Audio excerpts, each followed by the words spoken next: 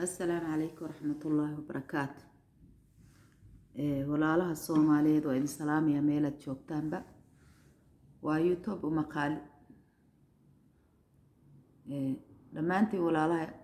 Soomaaliyeed meelaad joogtaanba. waa idin salaamaya. waa YouTube Fows wey. mar walba maqaalid baan ku qaldaa. waa YouTube Fows weeye. walaalayaal ilaahay hayna cafiyo hayna xafido meelan joognaba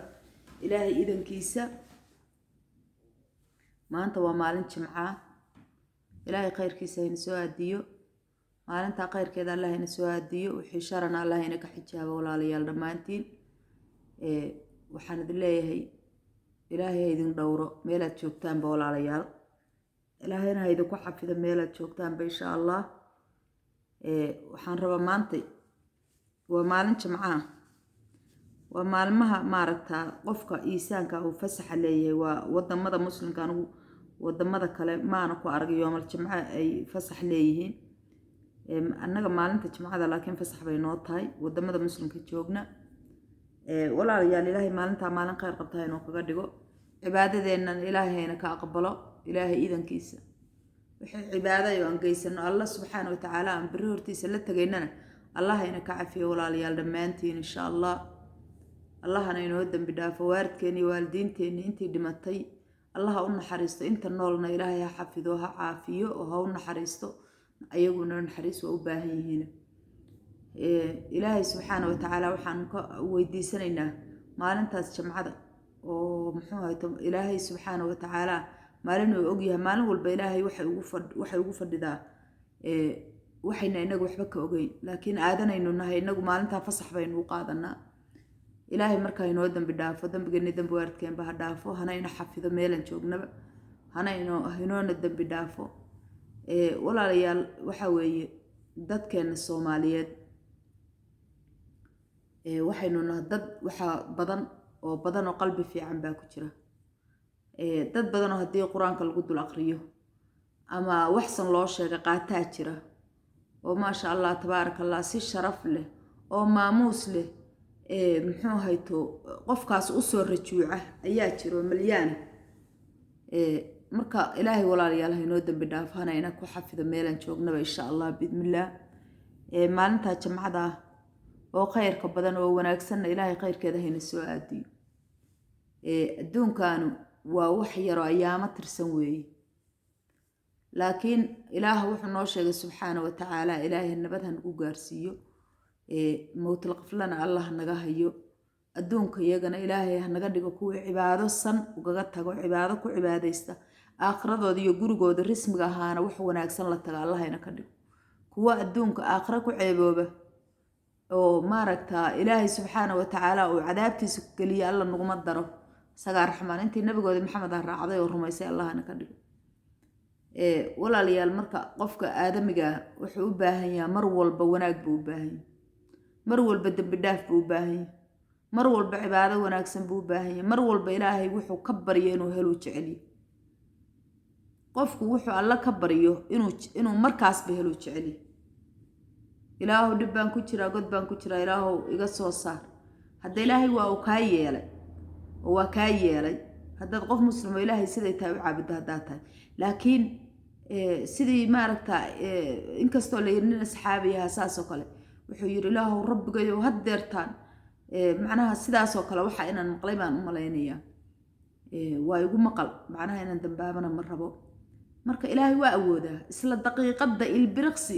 sababta ninkii day la xirxiray waa la xirxiray. waxaa dhacday niman tuugaha qaatay oo dadka dila waxay geeyeen meel isagoo dhaba marahayo soconay jidku ku socday waa laga dalfiyay jid kale ilaa ninkan sheekadii waa idin ka soo kala dhaafay. nin uu magaalada ka soo raacay markuu magaalada ka soo baxay buu nin helay. ninkii wuxuu yiri niyo dariiqa ma taqaan ha abu yiri waa qaana haye walaal waan ku raaco haye wuu raacay. ninku ilaa waa xaraami wuu waday dariiqu socday buu ka leexiyay. dariiqu dadka ay ku dil jireen buu u leexiyay. wuu waday ilaa lafihii dadka meeshu ku baabiye uu dul geeyay oo uu qabtay oo xirxiray. markaasuu yiri walaalow macaana hadda idilaysi waa ku baryayaa waxaad siisaa waxaan cuno. tani maanta socdo gaajo iga cadaan xoogaa yar waxa li bariis meel xoogaa yar cunaa nooc ay ahayd ma aqaan baa waxa li ninkii markaasuu niyada ka yir bariiska intaan cunay alla waa iiga dhowyo cunadaas yar oo ninkan seefta ila dul taagan uu siiyay inta aan cunahay afkayga iyo gacanta aan si soo wado alla waa iiga dhowyahay ilaahu rabbigayow ninkan maanta iga badbaadi seef buu saa ula dul hayaa wuxuu rabaa markuu cunada dhameeyo surka ka gooyo ilaahay subxaanahu wa tacaala markiiba subxaanallah ilaah malaa'ig buu soo diray asagana dhaqso cunada cunbu ku hayaa ilaahay malaa'ig buu soo diray asagii baa surka laga gooyo kii wax rabay inuu dilo baa surka laga gooyo ninkii halkaas ku badbaaday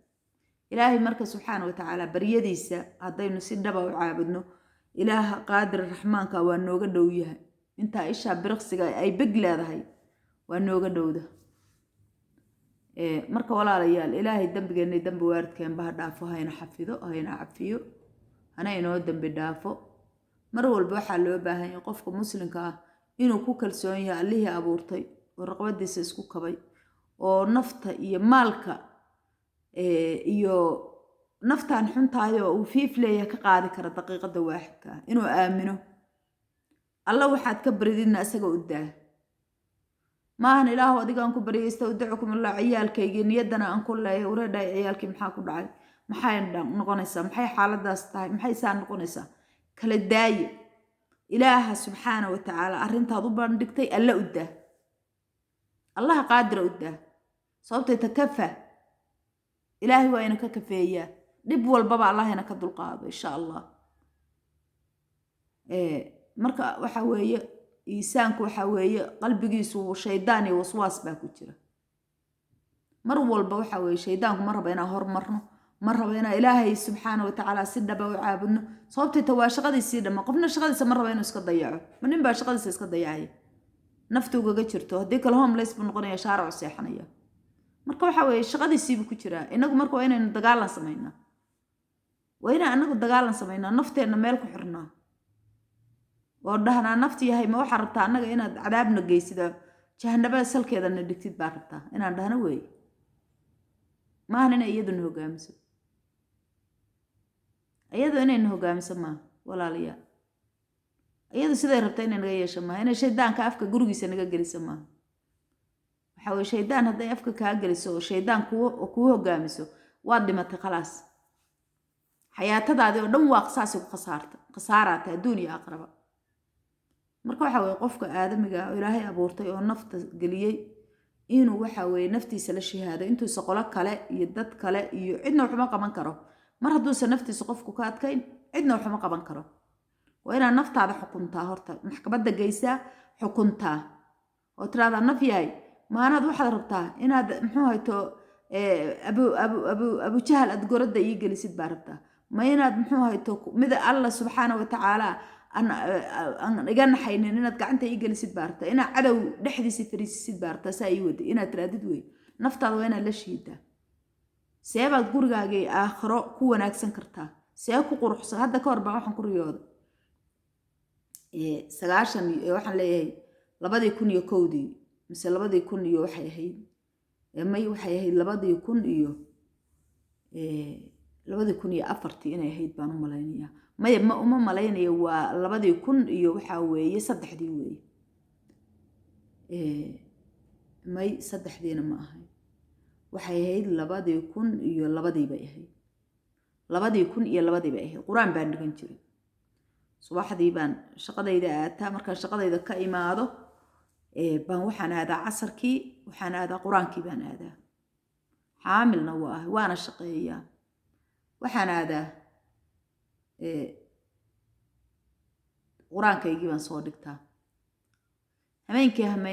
hameen ka mid ah waa qiso dheer waana qiso badan hameenkii markaan casarkii baan aadaa maqribkii baan kasoo baxaa madrasadii iskuulkii quraankii aan dhiganayay madrasad kale ma dhigtay quraan baan dhigtaa markaan kasoo baxo gurigaan iska imaadaa quraankayga baan xafidaa ciyaal yar ah guriga ii jooga ilmahaygii baan wax u karsadaayo dabgal iyo wax karin iyo reer dhan hadda maamulkooda ilmihii odagii waad iska fahmaysaan hooyo xaamilo cid kale oo gacan qabanayso qurba joogta xaaladeeda waa ogtay hameenkii baan seexday habeenkii markaan seexday ayaa waxaan ku riyooday gabar yariisa oo markaa dhalatay waxay dhalatay waqtiyadaasay dhalatay ayaan hoosta ku haystaa xaamilna waana gabadhii yarayd ayaan waxaan ku riyooday gabar qurux badan oo ilaahay ma ahane cid wasafi kartaa uusan jirin oo qurux badan oo guri geesaha ka ah oodka ah dhexdana guryaheeni Soomaaliya oo garanaysa aan manduulaha ahayn fiiqa kora lahayn laakiin sida bushka camala loo dhisay laba qolo ah oo dayd weyn u dhaxeeyo daydka geeskaas na muxuu hayto geeskan adigu muxuu qorraxdu meesha ka soo baxdo meesha salaada Soomaaliya u tukata xageedo kala qol baa ku yaala meesha u dhacdana jika ku taalaan islee gabadhii marna qolkaasi galaysaa hawl bay ka haysaa marna qolka kale galaysaa anigii islaan baa marka meel qol kale agtayda hurda waxaan leeyahay anigii islaantii intaan soo kacnay baan reerka iridkiisii oo oodafo u saaran tahay waana waqti subaxa salaad fajr oo muhiim baan soo fariisano sheekan haysana markaasaan islaantii waxaan ku yiri baan leeyahay islaantii eedo islaaniga weyna weeyid eedo qofka halkaas marna sii galay marna soo galaya waa qofma oo ha eedo gabadhaan qurux badana markaas islaantii waxay igu tiri waa Caaisho الله يدي معاشا الله ما شاء الله تبارك الله انتي hadalku ku dhaqsala gabadha yareedna dhabtaan ku haystaaban leey hadalku inta hadalka ka dhaqsale oodi ba inta nin iska qaaday qurux badan oo garkiisu gaduud liciga yahay ayaa oodi iska qaadayo soo baxayo meel geeskii aan fadhinay oo gurigu barbarku ah maahna barbarkii kala qorrax ka soo baxa aynu hadda u naqaano masjid yara oo muxuu hayto oo qudbi yar oo dheer leh oo ooda ayuu u socdaa baan leeyahay salaadii fajrku rabaa inuu eedaamo waa aniga gabadha intaan dhigay ku booday oo labada lugood isaga maray nabi maxamed oo cafi muxuu nabi maxamed oo cafi nabi maxamed oo cafi markaan ku hayay muddo hal saac buu wuxuu yiri maxaad i warsanaysaa maxaa ka dhiman oo adiga rabtaa ilaaha weyn baan ku dhaartay inaan been sheego waxba ma warsado maxoolaan ku siiya ma maal baan ku siiya ma ilma ka dhiman ma naftaada wax ka maqay sida ugu haye markan kana fuq waay nabi maxamed oo cafina aan ku hayo oo aan ooyayo ayuu wuxuu yiri dayb ana wax ku warsanayo saantan si daayaan dayb warso adigu soo waxaan ku warsada gabadhan yariista baan ka rabaa gabadha yareed baan qaada ku iri nabigu gabadha yareed uu qaatay wuxuu la galay masjidkii nabigu markuu masjidka Kaleey salaatu salaam gabadha yareed la galay anna aan meesha islaantii la fadhiyo ayaan waxaan islaantii ku eeday gabadhii irtayd nabigu xagee la aad islaantii igagama jawaabin anigii waan booday masjidkii baan isku sii daayay mise gabadha yareed baa albaabkii taagan oo yaraho ilmo yaraho adinku waa garanaysaan mara yaraho kurdada ay qabtaan leeyahay albaabkii bay taagan nabiguna guduhu ku jira oo Kaleey salaatu salaam salaadii buu eedaam gabadhaydii baan run gabadhii la hoosteeda hurdaay gabadhii baan run u soo xaabsaday hararararaf baan gabadhii la soo ir waa la soo booday run baan marka gabadhii waxa kaga habsaday yartayda hoosteeda hurday gabadhii waa taqaaq ila waa ilmo laga nixiyay tiri qaaqday tiri waa xanuunsata gabadhii xuntahay run bay iga xanuunsata waa la booday dhakhtarka markaan la galay markay dhowr bari joogtay ayay gabadhii yareed subaxnimo waxay ii timid aroortii himmo iyadoo ahwaadalto iyaga dhakhtarku dadka ku soo jarmaada annagoo meeshii dhakhtarkii baan la hurdaa gabadhii yareed waa tan mid istarada oo Filibiiniyada intay la booday gabadhii hurday irbad ku mudday qaaqday tiri neefta baa ku dhigtay gabadhii run baa neefta ugu dhigtay waa lala orday waxay la galeen meeshii wadnaha qiiq bahalka iyo labada dhagax bahalka waaweyn ka saari jireen anigii hooyaanay waan u jeedaa ayagana gabadhii bay ku bakadeen oo gabadhii bay waxa ka siiyeen xeeq anna gabadhii yartayd markay gabadhii neefti ku soo noqon weyday oo ay ka xeeqsanay anigana baroortayda ay arkeen bay intay soo baxeen albaabkayga xirteen gabadhii kulli cali xaal waa roonaatay xuntahayd waa soo neexday waa la ii keenay inkastoo feeraha iyo shaaco laga saaray oo waxa weeye aan in badan haddana dhakhtarkii gabadhii yarteed kula sii jiray marka waxa weeye subxaan allah riyaad ilowdid baa jira hadda dhowr 20 sano waa laga joogaa mana ana iloobin oo waa aniga aan wali xafidsan marka walaalayaal adduunkeenan waa u baahannahay inaynu aakhiradeena wanaagsano oo ilaahay ka cabsano oo isu naxariisano oo ilaahay dambi dhaaf aanu si dhaba oo dhaba u weydiisano adduunkan waa iska waqti qaliila weeye meel lagu waarayo oo laga dhimanayn oo laga waayeeloobayn oo wax laga waayeyn ninkii u shaqaysan waaya kam yoom adduunyo hadduu u shaqaysto wallaahi waxay ila tahay inaysan dantiisa ku jirinin ilaahay subxaana marka walaalayaal ha inoo dambi dhaafo maanta waxaan rabaa intaa inaan kusoo koobo haddii ilaahay makaliibka dambe ayaan waxaan kamilayaa riyooyinka insha allah aan ku riyooday markaan quraanka baran jiray insha allah biidmillah walaalayaal marka sidaas aynu isa soo cafino kulligeena aynu isa soo cafino dambigeena iyo dambi waaridkeen baa allaha dhaafa ilaahay idankiisa waxaa idinkaga tagayaa istawdacukum allah alladii laa yadiicu wadaacahu dhammaantiin ciyaalkayga iyo beydkayga iyo caruurtayda iyo ehelkayga iyo adinka soomaaliya oo dhan iyo naftayda iyo maalkaygaba insha allah waana idin salaamaya assalaamu calaykum waraxmatullaahi wabarakaatu